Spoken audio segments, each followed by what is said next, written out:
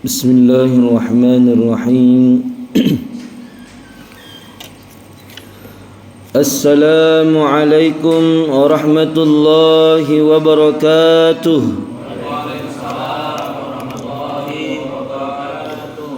Alhamdulillahi rabbil alamin, alladhi an'ama alaina bi ni'matil iman wal islam.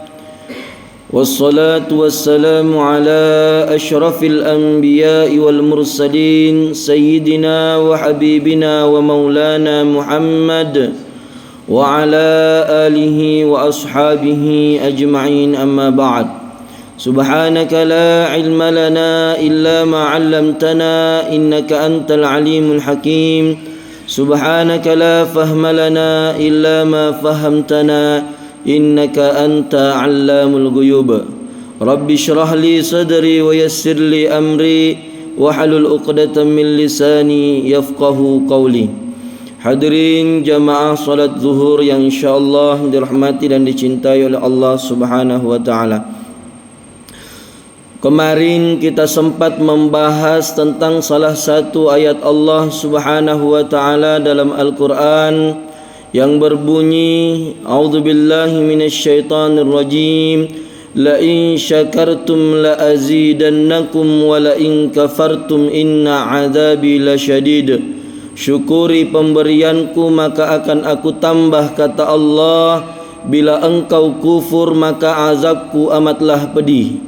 Kemarin kita sudah kisahkan dalam Al-Quran tentang kisahnya Nabi Ayyub alaihissalam, bagaimana dia membuktikan syukurnya kepada Allah Subhanahu wa taala. Dikasih ketampanan, dikasih harta yang banyak, dianugerahi anak-anak yang saleh. Dia buktikan syukurnya kepada Allah Subhanahu wa taala. Tatkala diuji, hartanya diambil, anaknya diambil, dan dirinya pun, kesehatannya pun diambil, tetap mempertahankan kesyukurannya kepada Allah Subhanahu wa taala. Pertanyaannya, kenapa bisa seperti itu?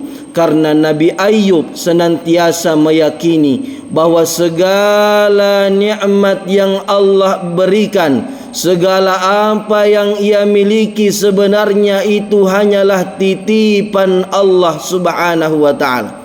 Jadi dalam hidup ini Pak, kalau kita ingin bahagia, hendaknya kita senantiasa meyakini bahwa apa yang kita nikmati saat ini itu hanya sekedar titipan dari Allah Subhanahu wa taala.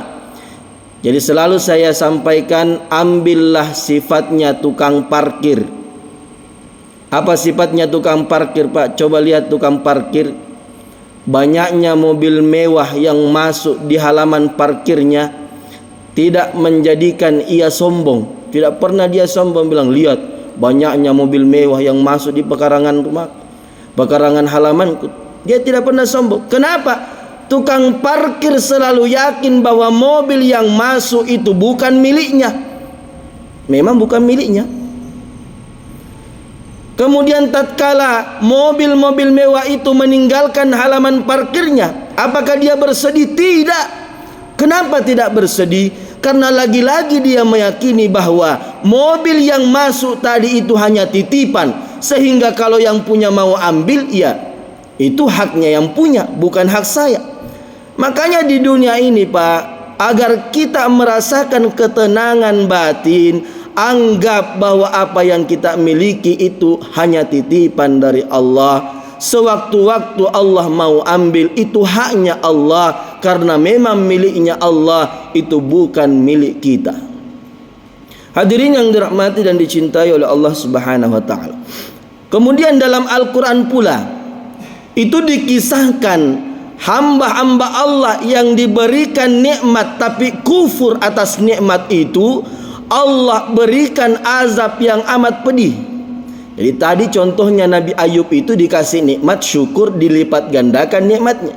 Di dalam Al-Quran pula banyak Allah memberikan kisah hamba Allah yang diberikan nikmat tapi tidak syukur atas nikmat itu, sehingga Allah berikan azab yang amat pedih. Salah satu contohnya Pak, salah satu kisah yang mungkin pernah kita dengar, kisah tentang Qarun. Tahu Pak Qarun? Kenal?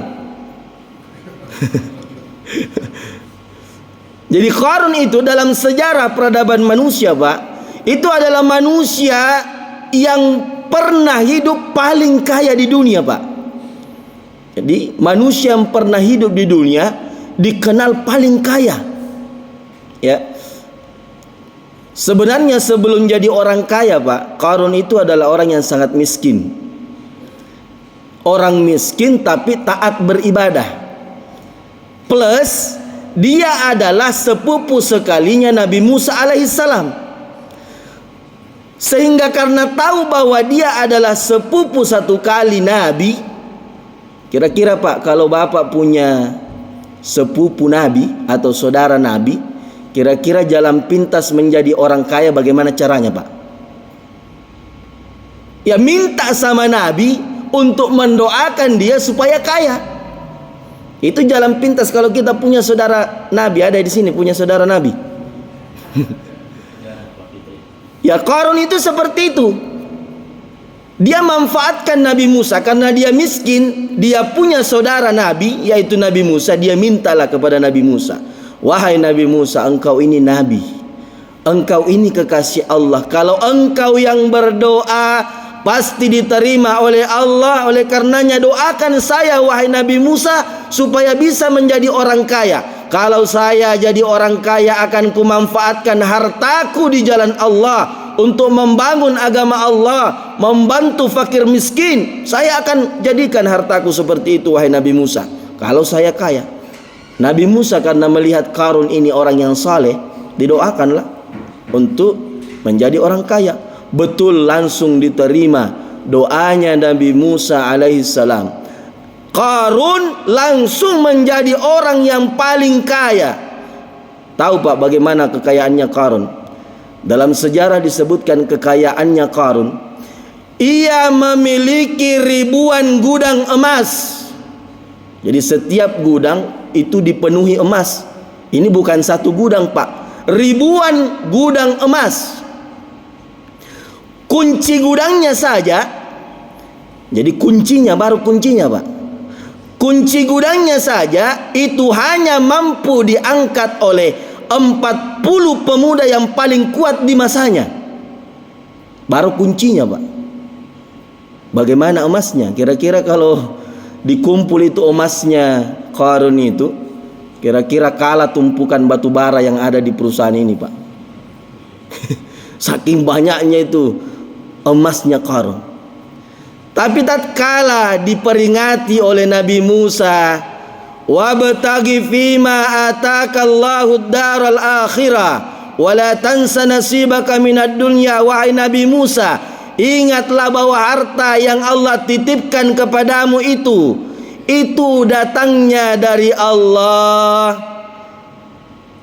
Jadi Qarun itu Pak, di samping dia kaya, sombong juga. Bagaimana sombongnya Qarun Pak?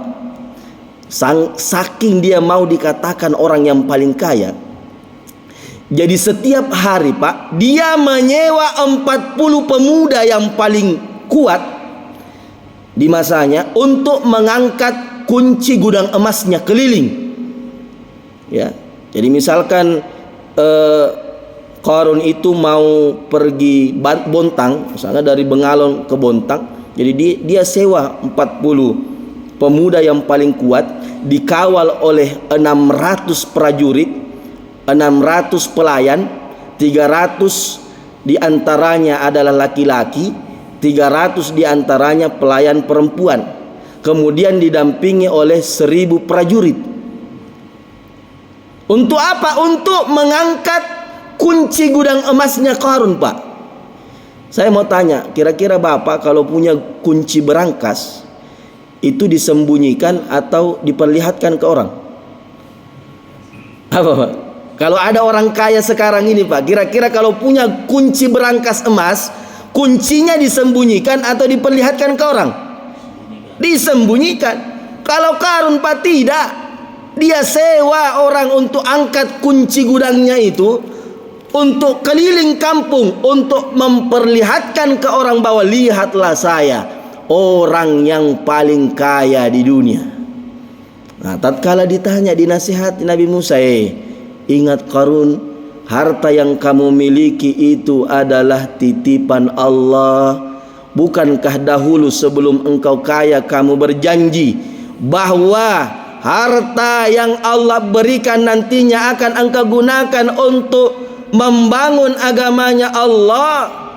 Tapi apa kata Qarun? Musa, siapa bilang bahwa harta yang saya punya ini datangnya dari Allah? Kapan Allah membantu saya berdagang? Tidak pernah Allah bantu saya berdagang. Harta yang saya miliki tak lain dan tak bukan adalah hasil dagangan saya, hasil jeripaya saya, wahai Nabi Musa. Tidak ada campur tangannya Allah. Coba, sombongnya Pak. Sehingga apa yang terjadi? Allah berikan azab kepada Qarun. Terjadilah yang namanya bencana likuifaksi, Pak. Pernah terjadi di Palu dulu, Pak, ya. Dasar tanah, permukaan tanah itu diangkat naik ke atas, yang di atas turun ke bawah. Seperti itulah likuifaksi terjadi pertama kali di dunia di masanya Qarun. Tenggelam seluruh hartanya beserta dengan isinya, istananya tenggelam, termasuk dirinya ditenggelamkan oleh Allah Subhanahu wa taala. Jadi hartanya yang luar biasa banyak itu, Pak, ditelan oleh perut bumi. Sampai detik ini, Pak, belum ada teknologi secanggih manapun itu yang menemukan di mana hartanya Qarun itu berada. Itulah sebabnya dahulu, Pak, saya masih ingat waktu kecil, sering kita pergi gali-gali tanah, betul Pak ya? Ketika ditanya, apa kau gali di situ? Apa kau cari? Harta Qarun, kan? Itulah sejarah. Kata harta Qarun itu berasal dari kisahnya Qarun yang dititipkan harta yang luar biasa oleh Allah, tapi ternyata tidak mensyukuri nikmat yang Allah berikan atas dirinya. Oleh karenanya, Pak, kita yang dititipi oleh Allah harta sedikit banyaknya, Pak, jangan pernah lupa bahwa dari harta yang kita miliki itu ada hak orang lain. Makanya itulah ada yang namanya zakat dalam Islam. Jadi kalau ukuran zakat, Pak, harus sampai nisabnya, harus sampai haulnya dan sampai nisabnya. Nisabnya berapa? Nisabnya 85 gram emas. Artinya kalau kita punya uang seharga dengan 85 gram emas, maka wajib keluar zakatnya 2,5%. Jadi misalkan kalau kita punya uang 100 juta dan uang 100 juta itu bertahan selama setahun, maka wajib keluar zakatnya 2,5%. Berarti kalau dari 100 juta berapa, Pak? 2.500.000. Berarti kalau kita punya uang 200 juta, ya 5 juta. Punya uang 300 juta, ya 7,5 juta. Punya uang 400 juta, ya zakatnya harus keluar setiap tahunnya berapa, Pak? 10 juta. Langsung kaget, banyaknya itu 10 juta. Tidak banyak, Pak, karena lebih banyak yang Allah titipkan dibandingkan yang disuruh keluarkan. Kenapa harus takut, Pak? Itu secara dalil, Pak. Harta yang dikeluarkan itu sebenarnya tidak berkurang, Pak. Jadi kita punya harta, kita keluarkan di jalan Allah sebenarnya tidak berkurang. Disinilah sebenarnya kenapa banyak orang yang malas mengeluarkan zakatnya, malas mengeluarkan infaknya, karena dia menyamakan matematikanya Allah dengan matematika manusia. Matematika manusia 1 + 1 sama dengan 0. Tapi matematikanya Allah berbeda dengan matematika manusia. Matematikanya Allah, 1 yang engkau keluarkan Allah ganti menjadi 700 kali lipat. Itu yang harus kita yakini. Dari mana dalilnya? Dalam firman Allah dikatakan, "Matsalul ladzina yunfikuna amwalahum fi sabilillah kamatsali habbatin ambatat sab'a sanabila fi kulli sumbulatin mi'atu habbah." Perumpamaan harta yang kita keluarkan di jalan Allah itu bagaikan 1 biji yang tumbuh menjadi 7 tangkai, setiap tangkainya 100 buahnya. Berarti kalau 1 yang kita keluarkan pada hakikatnya Allah ganti menjadi 700 kali lipat, Pak. Jadi kalau mau ditambahkan harta kita, banyak-banyak keluarkan. Apakah itu zakatnya ataukah infaknya? Nah, perlu kita garis bawahi, orang yang rajin mengeluarkan zakatnya, Pak, itu belum bisa dikatakan orang yang dermawan. Kenapa? Karena zakat memang wajib bagi orang yang sudah sampai haul dan nisabnya. Nanti dikatakan orang dermawan ketika dia keluarkan zakatnya, tapi juga dia keluarkan infak dan sedekahnya. Baru dikatakan orang yang dermawan. Nah, secara akal juga, Pak, secara akal, segala sesuatu di dunia ini nanti enak dinikmati, nanti bahagia, nanti aman kita nikmati, nanti nyaman kita nikmati kalau dikeluarkan sebagian. Saya ulang, segala sesuatu di dunia ini, Pak, nanti nyaman kita nikmati kalau dikeluarkan sebagian. Contoh, Bapak mau makan mangga. Untuk merasakan enaknya buah mangga harus keluar sebagian. Apanya keluar, Pak? Kulitnya. Bijinya harus dikeluarkan baru enak dimakan. Mau makan kelapa muda harus keluar sebagian. Ada di sini makan kelapa tidak keluar sebagian? Dimakan sama sabuknya. Ada, Pak? Tidak ada, harus keluar sebagian. Mau makan durian harus keluar sebagian, Pak. Coba-coba makan durian, makan semua. Mau makan ikan, Pak, harus keluar sebagian. Apanya dikeluarkan? Sisiknya. Apa lagi, Pak? Tulangnya. Jangan coba-coba makan ikan dengan tulangnya. Tapi pernah saya dikritik, Pak. Ada ibu-ibu yang kritik saya ceramah begini, langsung dikritik. Ustadz tadi bilang mau makan ikan, untuk menikmati ikan harus keluar tulangnya. Ada ikan, Ustadz, meskipun tidak keluar tulangnya enak juga dimakan. Nah, bilang ikan teri. Bilang kalau orang Bugis ikan lure.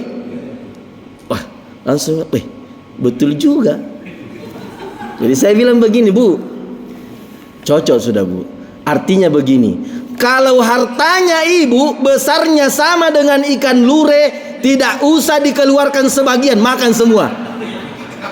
Betul, Pak, ya? Tapi saya sampaikan ke ibu, tapi kira-kira, Bu, ibu kira-kira berdoa, pernah tidak berdoa, ya Allah, kasih saya harta sebesar ikan lure, ya Allah? Pernah, Bu? Tidak pernah. Artinya apa? Kalau mau ditambahkan oleh Allah, ditambahkan jumlah maupun berkahnya, keluarkan sebagian. Agama kita juga tidak memaksakan untuk mengeluarkan sebagian. Tatkala yang kita punya itu memang besarnya seperti ikan lure, hanya cukup untuk kita makan, tidak usah keluarkan, makan semua. Betul, Pak, ya? Nah, jadi agama kita itu mudah, Pak, tidak menyulitkan. Orang disuruh keluarkan zakat yang mana? Yang sudah sampai hartanya 85 gram emas. Yang belum sampai hartanya segitu tidak usah keluarkan zakatnya, cukup keluarkan sedekahnya, keluarkan infaknya. Jadi itu, Pak, ya, kalau mau berkah ilmu harta kita, keluarkan sebagian. Masih banyak saudara-saudara kita yang membutuhkan, fakir miskin, anak yatim. Plus lagi, Pak, kalau kita mau cerdas, jangan sampai kita mati sebelum ada harta kita yang kita wakafkan di jalan Allah. Tanahkah, harta kita kah kita wakafkan untuk pembangunan masjidkah, musallakah, pesantrenkah? Kenapa? Karena inilah, Pak, yang menjadi modal besar kita, yang menjadi investasi besar kita nanti di akhirat. Nanti ada orang, Pak, bukan penghafal Quran, tapi kelak di hari kemudian dia mendapatkan pahalanya penghafal Quran. Sampai dia kaget, kok bisa ada pahala penghafal Quran? Saya kan bukan penghafal Quran. Kata Allah, dulu kamu menyumbang ke pondok pesantren penghafal Quran.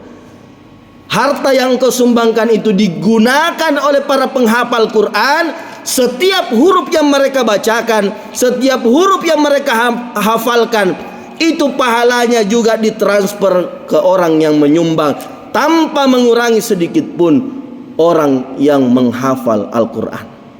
Jadi luar biasanya, Pak, yang namanya sedekah jariah itu. meskipun kita sudah mati, pahalanya terus mengalir selama harta kita dimanfaatkan. Harta kita sumbangkan ke masjid. Selama masjid itu dipakai salat, Pak, semua orang yang salat dapat pahala, plus ditransfer juga pahalanya ke kita tanpa mengurangi pahalanya orang yang melaksanakan salat. Bahkan sampai kita mati menghadap kepada Allah, pahalanya terus mengalir selama masjid itu digunakan. Mungkin itu saja yang bisa saya sampaikan. Mudah-mudahan berberkah. Mudah-mudahan kita semua di bulan Ramadan ini senantiasa tergolong hamba-hamba Allah yang pandai bersyukur atas nikmat yang Allah berikan. Mari kita tutup dengan doa. A'udzubillahi minasyaitonirrajim. Bismillahirrahmanirrahim. Alhamdulillahi rabbil alamin. Salatan wassalaman ala Rasulillah wa ala alihi wa sahbihi ajma'in. Allahumma salli ala sayyidina Muhammadin al-Fatih lima ughliq wal khatim lima sabaq wa nasiril haqqi bil haqq wal hadi ila siratikal mustaqim wa ala alihi haqqa qadarihi wa miqdaril azim. Allahumma rabbana taqabbal minna salatana wa siyamana wa qiyamana wa ruku'ana wa sujudana wa takhasyu'ana wa ta'abbudana wa tammim taqsirana ya Allah ya Allah ya rabbal alamin. Rabbana atina fid dunya hasanah wa fil akhirati hasanah wa qina adzaban nar wa adkhilnal jannata ma'al abrar ya aziz ya ghaffar ya rabbal alamin. Subhana rabbika rabbil izzati amma yasifun wa salamun alal mursalin walhamdulillahi rabbil alamin. Al-Fatihah. Billahi minasyaitonir rajim. Ar-Rahman. Iyyaka na'budu